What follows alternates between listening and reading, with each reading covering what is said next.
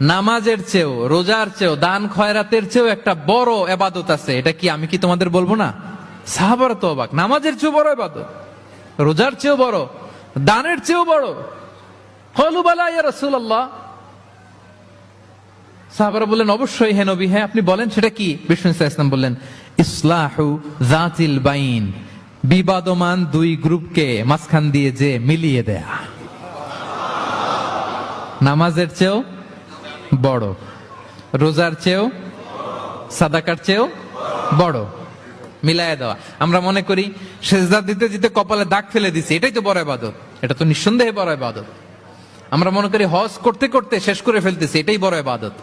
জিকির করতে করতে আমরা দিনরাত এক করে ফেলতেছি, এগুলো তো নিঃসন্দেহে ইবাদত। কিন্তু দুই ভাই বিবাদমান দুই গ্রুপের মধ্যে আপনি যদি মিলিয়ে দেন, এগুলো নফল রোজা, নফল দান, নফল সালাতের চেয়েও বেশি সওয়াবের কাজ। পড়েন সুবহানাল্লাহ।